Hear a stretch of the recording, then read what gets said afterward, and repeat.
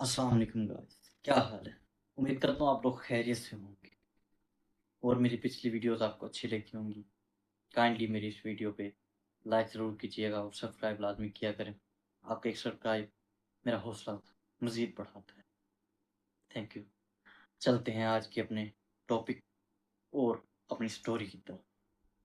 आज की स्टोरी बहुत ही खतरनाक होने वाली, लिहाज़ा अपने कमरे की लाइट्स या जहाँ भी आप स्टोरी सुन रही हैं, वहाँ की लाइट्स ऑफ कर दें और दुरूद पाक का भी लाज़मी करें, क्योंकि ऐसी स्टोरी सुनने में तो मज़ा तो ज़रूर आता है, लेकिन हमारे आस-पास जो चीज़ें होती हैं, उनको पता लग जाता है कि यहाँ उनका ज़िक्र हो रहा है और उनके बारे में क्या कहा जा रहा है।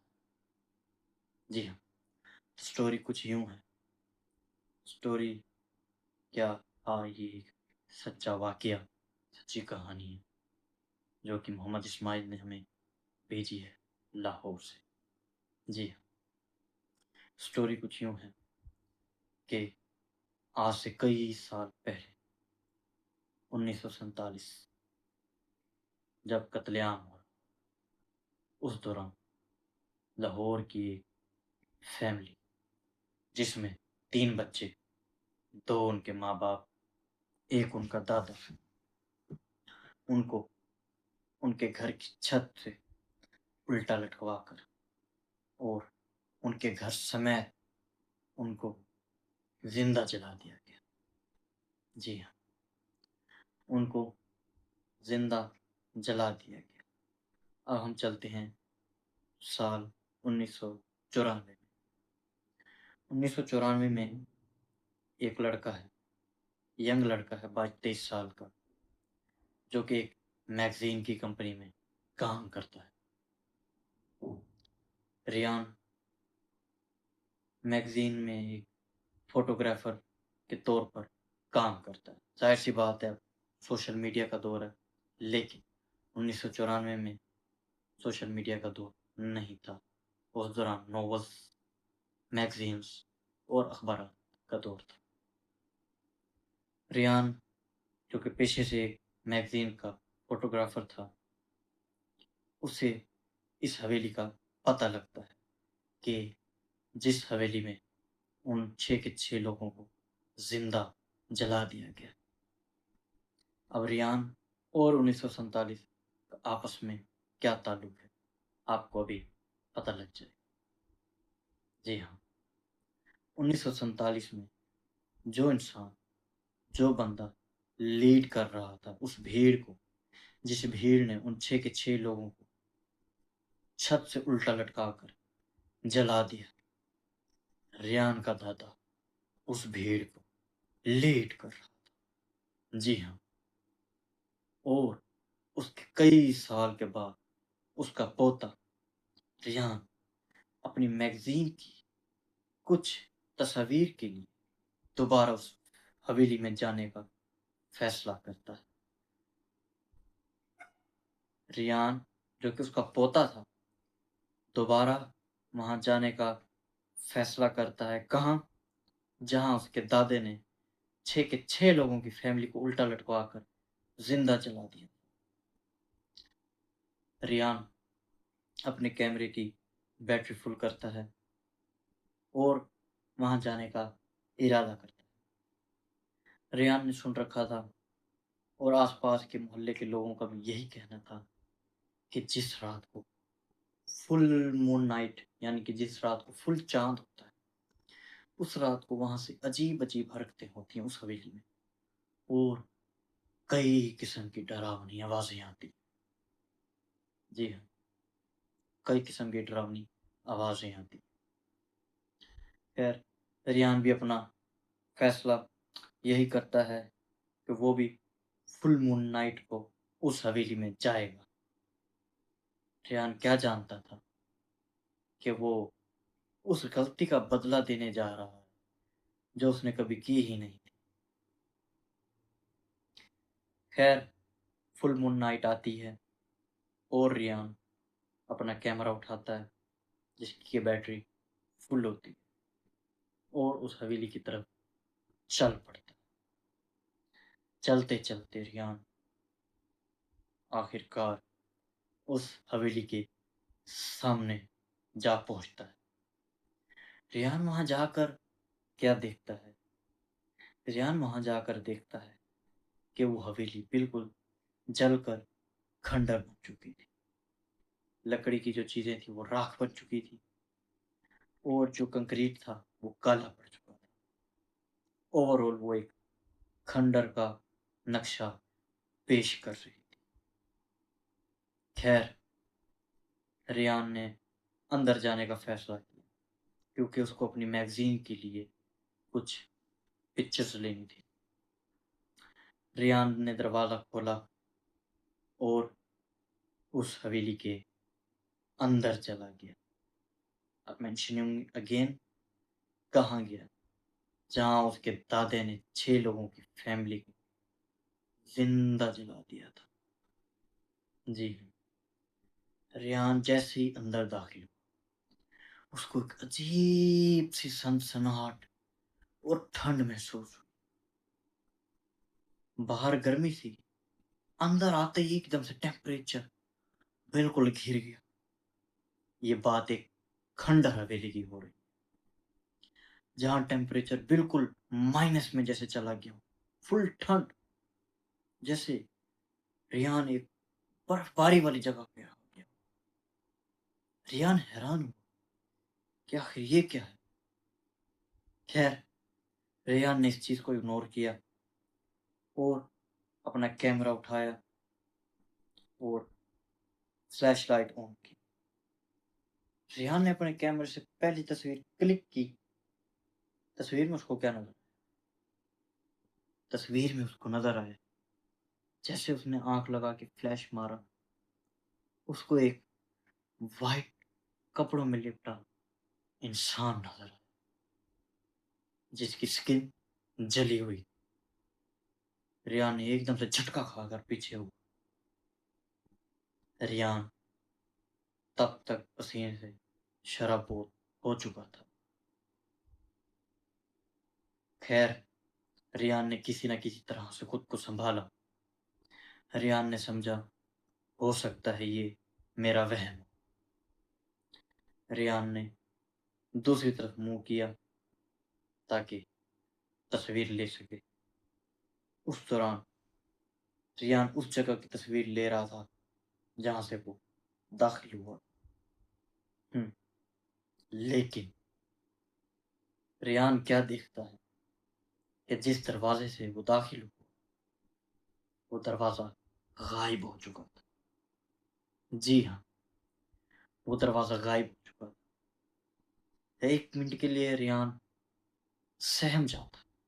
रेयान को समझ नहीं आती कि ये मेरे साथ हुआ क्या है?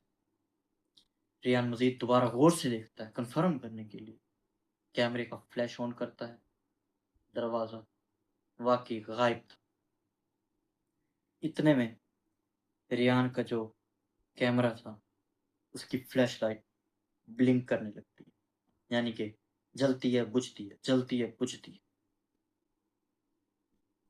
हाँ जी, और कुछ देर ये रिपीट होने के बाद वो रेयान का कैमरा बंद हो जाता है।